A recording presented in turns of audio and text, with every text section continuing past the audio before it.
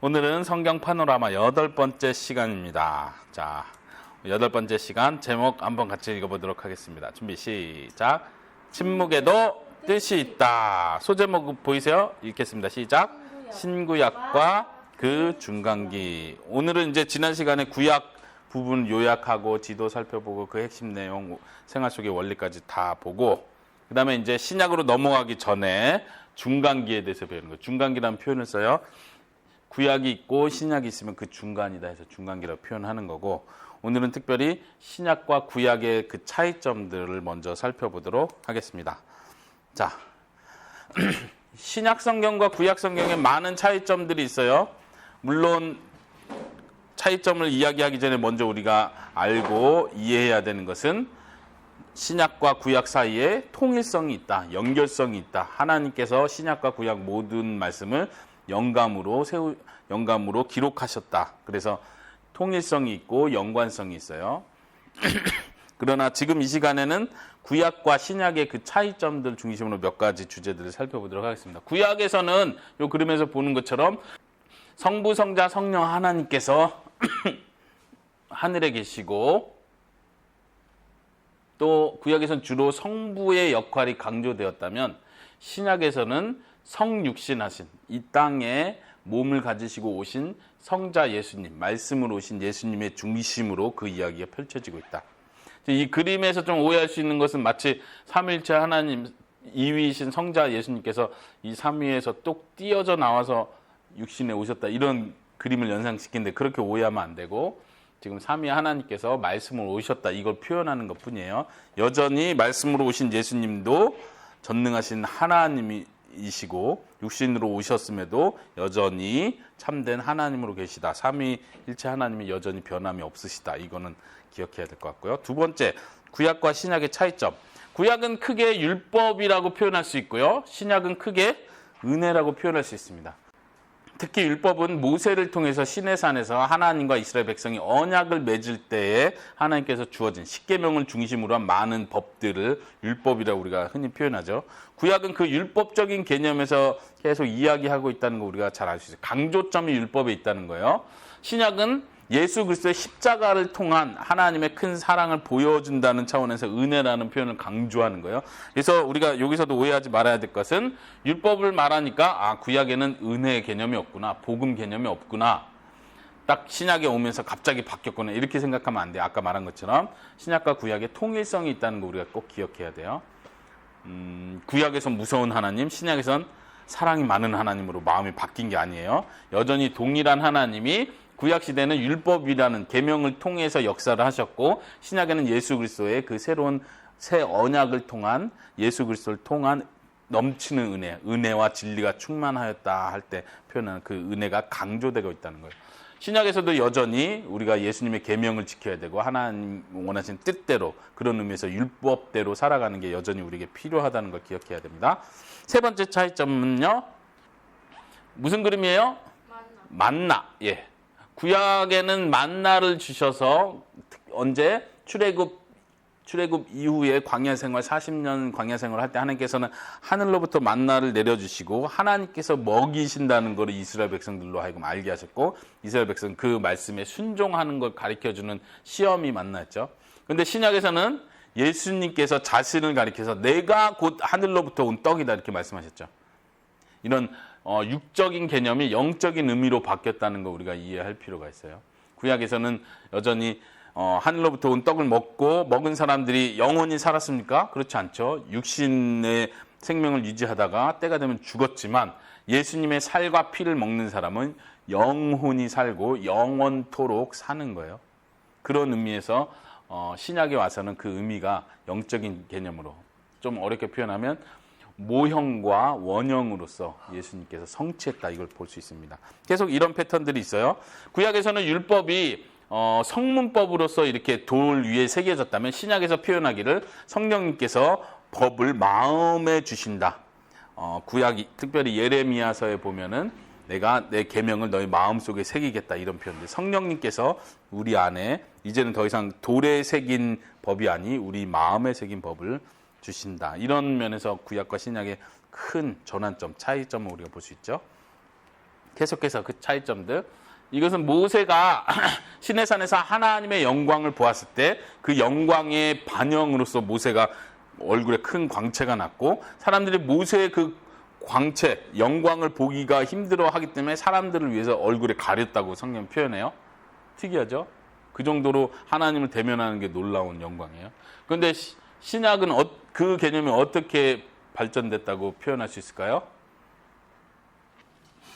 고린도 후서 3장 9절, 13절, 18절 내용을 내가 읽어줄게요. 정죄의 직분도 영광이 있은즉 의의 직분은 영광이 더욱 넘치리라. 모세가 율법을 가지고 내려왔어요. 그때도 이 율법 자체는 정죄하는 일이었죠. 너희들이 죄가 얼마나 많은지 깨닫게 하는 일인데, 그럼에도 불구하고 그런 역할을 한 모세도 영광스러운 직분이었다. 그런데 우리는 어떤 직분이에요? 말하기를 의의 직분은 더욱 영광이 넘치리라 이렇게 표현하면서, 우리는 모세가 이스라엘 자손들로 장차 없어질 것의 결국을 주목치 못하게 하려고 수건을 그 얼굴에 쓴 것과 같이 아니하노라. 우리가 다 수건을 벗은 얼굴로 거울을 보는 것과 같이 주의 영광을 보매 저와 같은 형상으로 화하여 영광으로 영광에 이르니 곧 주의 영으로 말미암음이니라. 이제는 모세가 이 구약에서 율법을 가져오는 그 일 자체도 영광스럽지만, 신약에서 우리의 일은 이제는 하나님의 영광을 드러내는 일을 하는 거예요. 그 복음의 진리를 이제는 선포하는 거예요. 생명을 주는 직분을 감당하는 거죠. 그러니까 모세가 누리는 그 영광보다 우리가 사역자들, 특별히 복음의 사역자들은 더 큰 영광을 가지고 있다. 율법은 정죄하는 직분이라면 이제 복음은 의를 선포하고 생명을 선포하는 직분이다. 그래서 이제는 우리가 주의 영광을 더 직접적으로 더 큰 영광을 본다, 이렇게 이해할 수 있겠죠.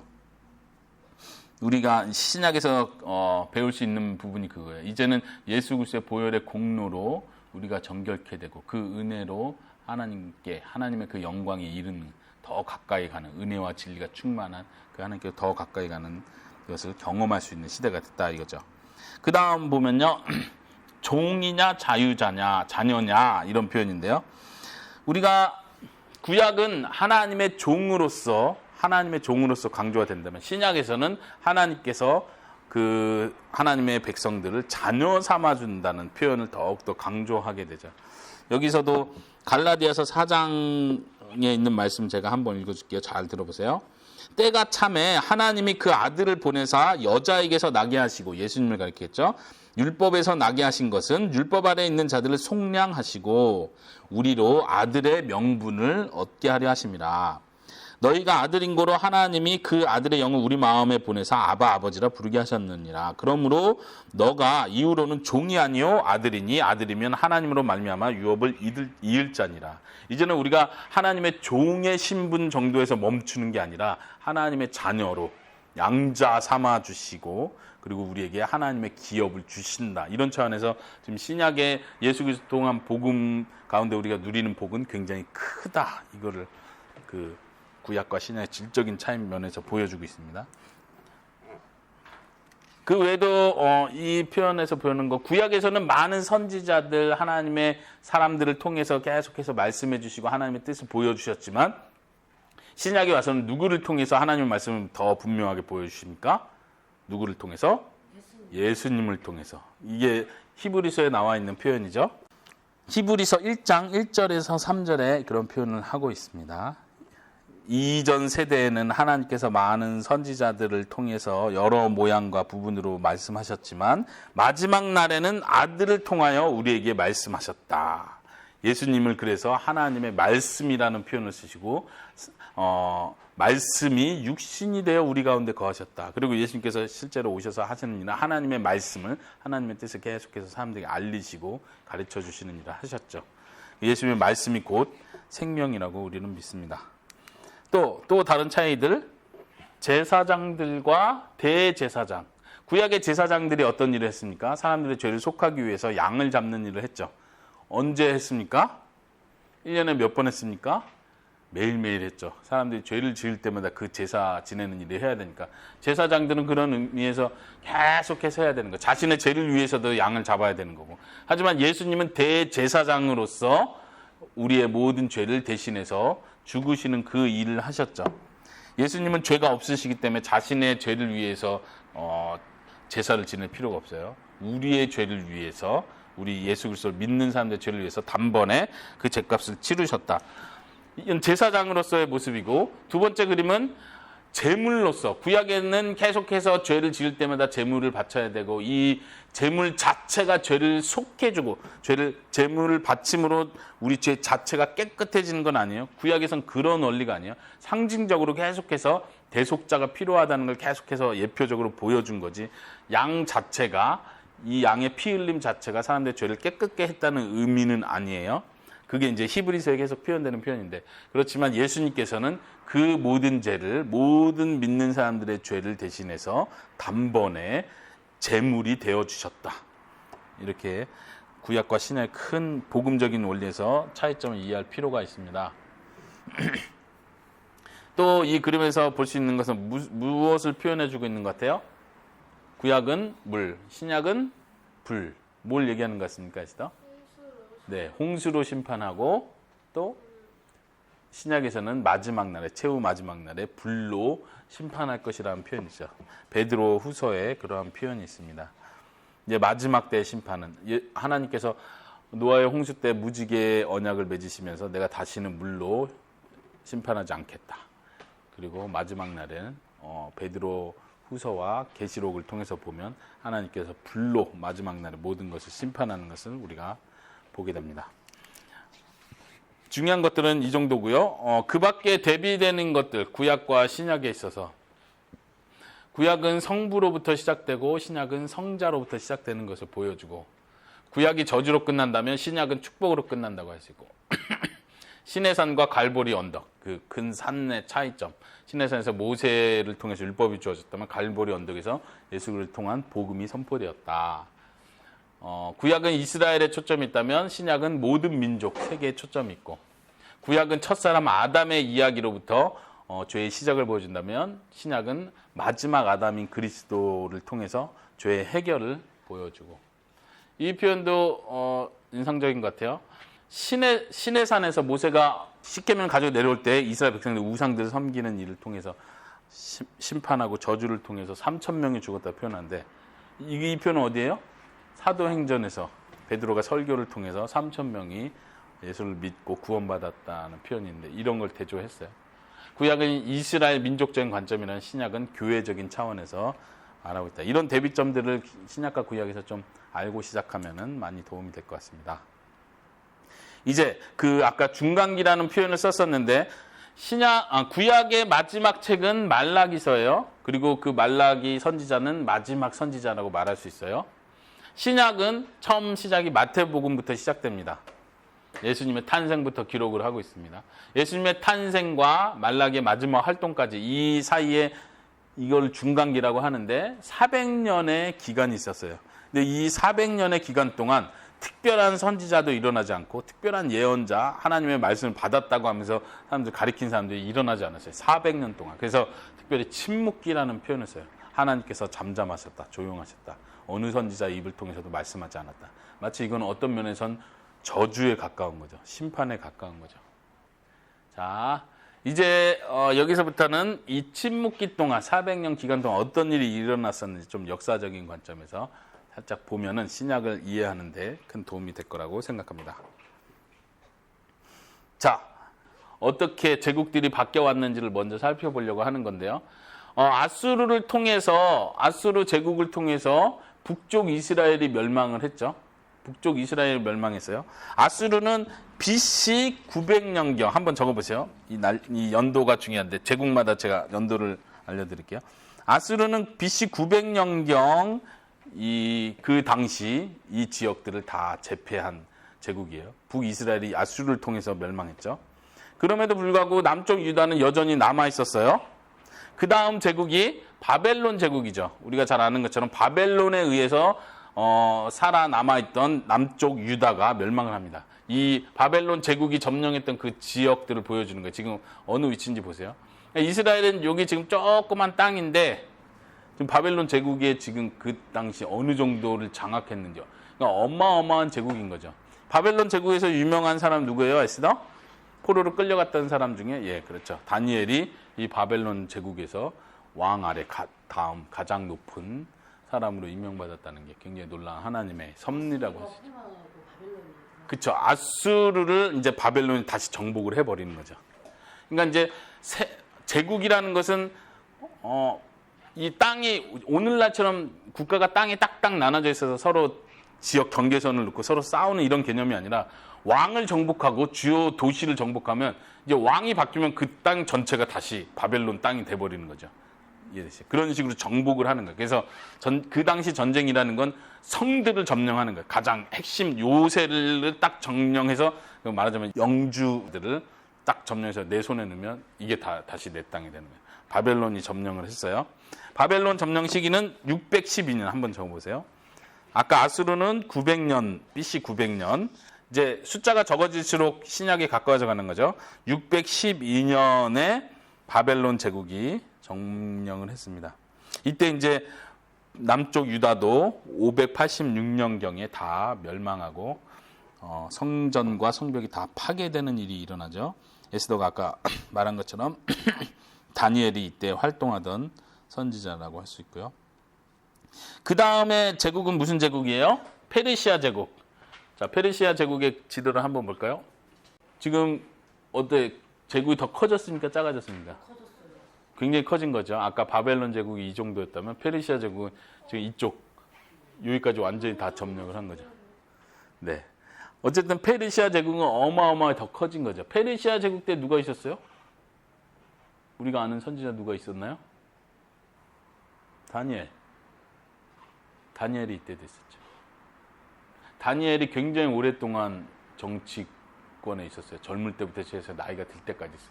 다니엘서에서 나오는 그 역사적 배경이 굉장히 긴 배경. 처음에 붙들려 왔을 때의 왕은 느부갓네살 왕한테 붙들려 왔죠. 그래서 느부갓네살 왕에 대한 이야기가 다니엘서 초창기에 나오잖아요. 후반부에 가면은 다리오 왕. 벌써 이 다리오 왕 이야기 때는 벌써 다니엘이 벌써 페르시아 제국 때에 있었던 일을 기록하는 거예요. 페르시아는 BC 536년 한번 적어보세요. 536년 이때 이제 포로 귀환 사건이 페르시아 제국 시대에 일어나는 거죠. 그 포로 귀환이 있었던 것도 다니엘이 아주 중요한 역할을 했죠. 다니엘이 믿는 여호와 하나님을 그 왕들도 다 알고 있었고 인정하는 분위기였잖아요. 그러니까 여호와 하나님에 대한 어느 정도의 인정 속에서 너희는 곡으로 돌아가서 너희 하나님의 성전을 지어라 이렇게 명령할 수 있었던 거예요. 그러면서 어느 정도 유대교의 여호와 하나님을 페르시아 왕권에서도 인정을 했다는 얘기죠. 그리고 그 다음 제국은요. 여기 보이죠? 그리스는 다른 말로 우리 성경에서 하는 표현이 헬라 제국, 그리스 제국. 그리스라는 말, 헬라라는 말이 똑같다는 말인 거 머릿속에 기억하셔야 돼요.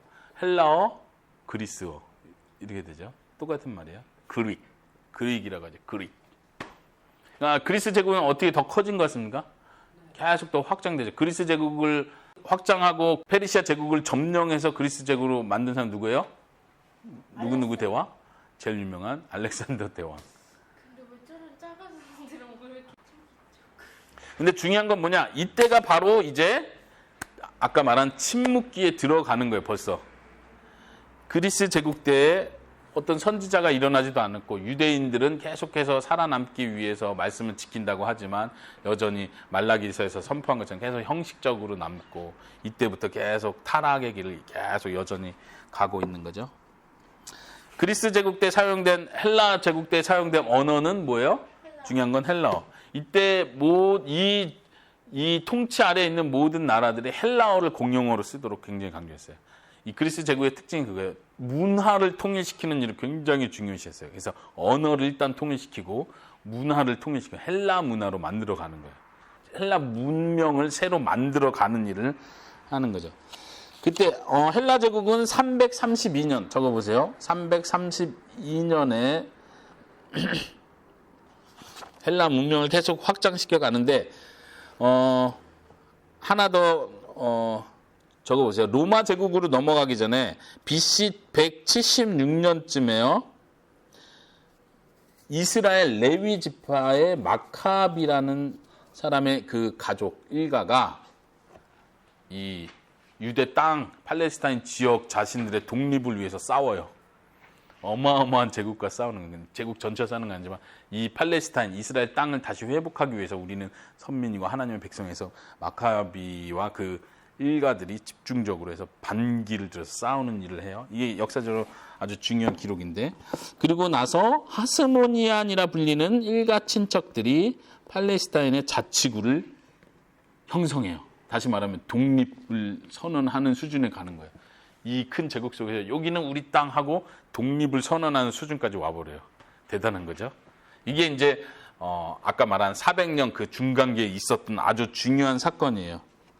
그런데 BC 63년은 바로 이제 로마가 제패하는 시대예요. 그 독립 자치구를 형성해서 그나마 이스라엘 땅을 하나님의 나라다 이렇게 하고 버텨왔는데 로마 제국이 들어오면서 거기가 다시 한번 확 무너지는 거예요. 그러니까 우리가 예수님 마태복음 이야기를 하고 로마 총독 이야기를 하고 막 이런 얘기를 하잖아요. 로마는 아까 그리스 제국보다 이쪽 유럽까지 완전 다 정복을 해버린 거죠. 이제 아시아 땅은 좀 그리스 때만큼은 확장 못했지만 이쪽으로 완전히 확장을 했죠. 지중해, 아프리카 지역 이쪽까지 다 해가지고요. 근데 왜 아직도 시내 사는 거? 중요한 것은 이 로마 제국이 들어오면서부터 아까 말한 마카비 일가를 통한 그 반란으로 나름대로 자치구를 형성했던 독립국가를 형성했던 이스라엘 그 세력이 마지막 다 끝나버리는 최후 처참하게. 예수님께서 태어나던 배경이 바로 이제 로마 제국 시대가 되는 거죠.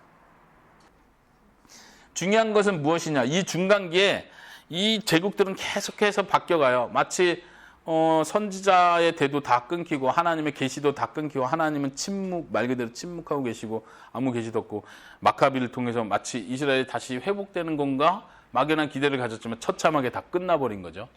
그런 상황 속에서 하나님은 여전히 이 제국의 역사 가운데서 일하고 계셨다는 거예요. 그중에 우리가 기억해야 될 중요한 세 가지가 있어요. 하나는 언어를 통일하는 일을 하셨다는 거예요.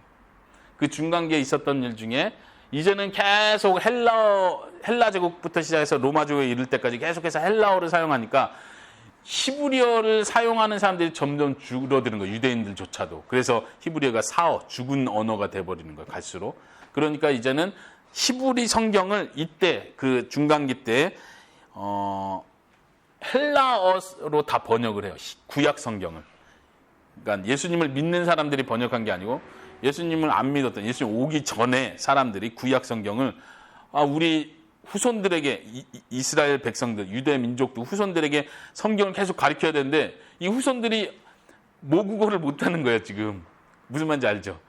미국에 가서 살고 있는 한국 사람들이 이제 자녀를 낳고 하니까 한국말 몰라요 이렇게 되니까 그래 그러면 영어로라도 우리 가문에 대해서 공부하자. 그래서 영어로 공부 가르치듯이 헬라어로 성경을 다 번역을 해요. 그래서 이제 그 유명한 성경을 70인역이라고 표현하거든요. 번역본.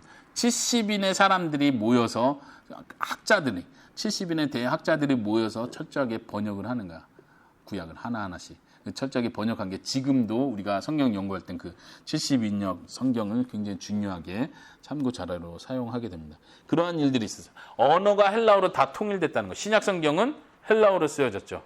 헬라어로 쓰여졌다는 건 이미 이스라엘이면은 아람어로 써야 돼요. 토종 아람어 혹은 히브리어로 써야 되는데 그렇게 신약 성경이 쓰여진 게 아니라 신약 성경은 다 헬라어로 쓰여졌어요. 그러면 무슨 장점이 있죠? 세계 공용어인 헬라어로 쓰여졌기 때문에 어느 지역을 가든 복음을 전할 때 쉬운 거예요. 이 성경책 좀 다 읽을 수 있는 거예요, 지금. 우리가 한국어로 했는데 우리 베트남 가서 한국어 전도지 주면 돼요? 안 되잖아요. 그나마 지금은 영어가 많이 통용되니까 영어 전도지 하면 이 나라 저 나라에서 좀 통하긴 하지만 그렇게 통하지 않죠. 근데 이때 당시는 언어가 완전 싸그리 통일돼 버린 거예요. 어딜 가든 헬라어가 다 통하는 거예요. 그러니까 복음을 전할 때 얼마나 쉬웠는지 생각해 보세요. 그러니까 예수님의 12제자 중에 헬라어를 할 줄 아는 제자는 많지 않았어요. 빌립 정도. 빌립이 헬라어 이름인데 빌립 정도는 헬라어를 했을 것이다. 근데 누가 헬라어를 잘했어요? 사도 바울이 헬라어를 잘했죠. 정통한 사람. 로마 시민권자잖아요. 그러니까 사도 바울이 자기가 사명을 갖고 동네 방네를 뛰어다니는 거예요. 그러니까 이 복음 전파를 위해서 하나님께서 어마어마한 일을 이미 하고 계셨다는 거 우리가 기억해요. 두 번째는 문화를 통일시키는 일을 했다는 거. 그러니까 전혀 다른 제국이고 이 땅에서 이 땅으로 건너가는 게 비자 내고 발급받고 문화가 다르고 정책이 달라서 하면 못하잖아요. 근데 사도 바울은 어떻게 해요?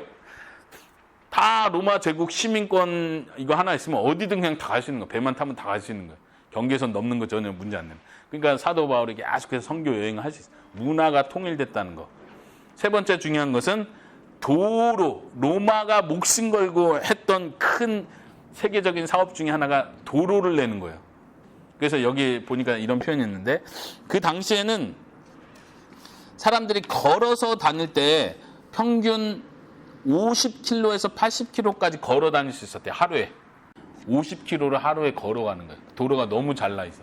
마차가 다닐 수 있도록 말 그대로 포장 도로를 다 깔아버린 거예요. 중요한 위치로 가는 길은 다 도로를 깔아버린 거예요. 그러니까 모든 도로를 이 로마의 수도로 황제가 있는 곳에 다 연결시키는 거예요. 왜요? 세금도 걷어야 되죠. 뭐 일꾼들을 보내서 총독들을 파견하고 정보를 주고받고 하려면 이 통신망이 있어야 되는 통신망이 곧 도로인 거예요. 그러니까 이 일을 통해서 전도하는 일이 어마어마하게 확장될 수 있었던 거예요. 하나님은 침묵하고 계셨던 것 같지만 역사적으로 하나님께서는 여전히 일하고 계셨다. 복음의 전파를 위해서 예수님이 오실 길을 준비하고 계셨다. 이런 관점에서 보는 게 중요하겠습니다. 마지막으로 몇 가지만 더 보고 마치도록 할 텐데요. 자, 그 당시에 우리가 기억해야 될 중요한 부분은 유대교 안에 많은 파당들이 있었다는 거. 제가 마태복음 설교하면서 여러 번 바리새파, 헤롯당, 에세네파, 열심당, 서기관, 사두개인. 그래서 이제 중요한 몇 가지 포인트만 여러분들 머릿속에 기억하는 게 좋겠어요. 에스더 한번. 여기서 특징적인 거 아는 거 뭐 있어요? 사두개파. 지난 시간에 설교했었는데 사두개파는 어떤 사람들이에요? 부활을 믿지 않는 사람. 그거를 딱 하나 키워드를 하나씩만 기억하세요. 사두개는 부활을 안 믿어. 이게 무슨 말이에요? 이성주의자예요. 영적인 거, 신비스러운 거, 종교적인 거 별로 안 좋아해. 그냥 합리주의자, 이성주의자. 정치 세력과 결탁하는 걸 그냥 좋아하는. 바리새인들은 예수님께서 계속 외식하는 자들아, 너네가 하나님의 명령은 안 지키고 사람의 가르침을 따른다. 이런 지적을 계속 받잖아요. 바리새인 서기관들이. 바리새인들은 전통을 중시해요. 율법을 중시하는 것 같은데 사람의 전통을 굉장히 많이 만들어서 스스로 그래서 율법주의자라는 표현을 쓰는 거예요. 스스로를 올가매는 거예요. 백성들을 올가매는 일을 하죠. 서기관들도 하나님의 말씀을 철저히 연구하고 해석하고 가르치는 사람들이에요. 훌륭한 사람들인데 쓴다는 표현이에요. 서기라는 것은 성경을 그때 당시 이렇게 사본, 베끼는 거죠. 그래서 구약 성경을 베껴가지고 계속해서 기록으로 남겨낸다. 그래서 서기관인데 이들은 실질적으로 성경을 해석하고 가르치는 일을 담당했다. 그런데 예수님께 계속 지적받았다. 바리새인과 서기관들아. 그렇죠? 바리새인과 서기관을 외식하는 자라고 하면서 예수님께서 계속 지적하죠. 열심당원은 어떤 사람이에요?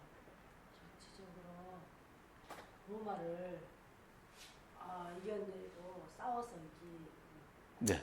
전쟁을 통해서라도 폭력을 통해서라도 그냥 마태복음 배경서에 이미 다 깔려 있는 거야. 그 세금 문제로 싸웠던 사람들이 열심당원들이에요.